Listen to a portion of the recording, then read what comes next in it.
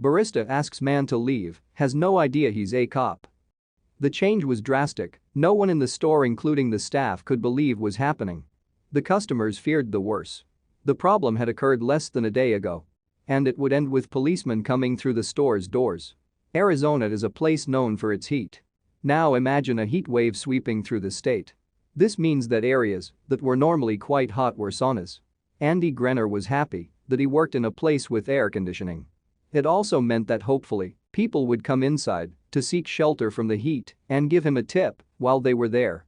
He needed the money for college. With the heat wave in full swing, Andy lost count of the iced lattes and smoothies he had made for flustered customers. Before his shift was even halfway over, he could smell his sticky apron infused with a cocktail of coffee and berries. It was hard keeping up with the customers' demands and non-stop line of people. But he immediately noticed an older man enter the room. He had a certain air about him that caused discomfort. He joined the line with a scowl on his face. The people around him notably tried to avoid eye contact with the man and cover their noses, like the man was giving off a foul odor.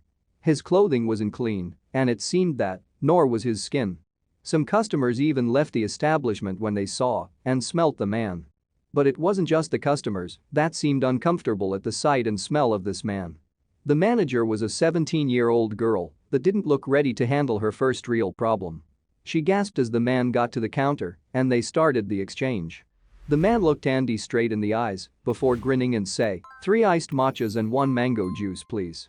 Andy couldn't believe the manager's frightened expression. He knew it was ridiculous, his money may have been crumpled up, but it was still money at the end of the day. The manager rushed the order into a bag and pushed it across the counter. Being obvious that she wanted him to leave as soon as he could. We're really busy today and don't have free seats. You'll have to take these and go. Andy couldn't believe what he was hearing. He countered her statement with, it's fine. There are lots of seats. You're more than welcome to stay, sir. The man flat out ignored the manager and said thanks, kid. I'll be on my way. See you around. He winked as he said it. Andy tried insisting, but the man just smiled and walked out the door. But Andy didn't know that he would be back soon, with friends.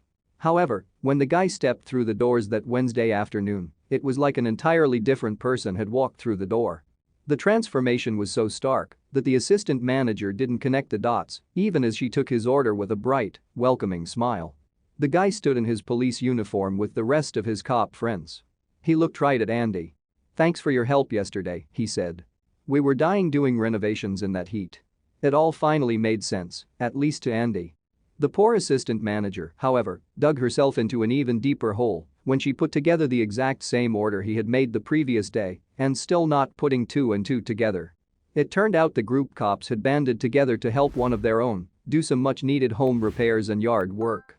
And in the hot Arizona sun, the dirt, drywall dust, and sweat made for a pretty potent combination that had offended many noses. Still, Andy was sure of one thing. It didn't matter if the guys were in uniform or in overalls. A customer was still a customer, and everyone deserved to be treated with respect and kindness, especially in these current times of turmoil. But Andy noticed the guy had handed over far too much money for the order, and he tried to hand it back. Keep it, kid. Andy couldn't believe it. It was $100 tip. Even the assistant manager's eyes turned wide, and she tried to explain that all tips were pooled. The officer answered, no, this is just for him for being so kind. Why would I tip you when you kicked me out yesterday? The penny finally dropped. The girl turned red from head to toe, and Andy held back a laugh.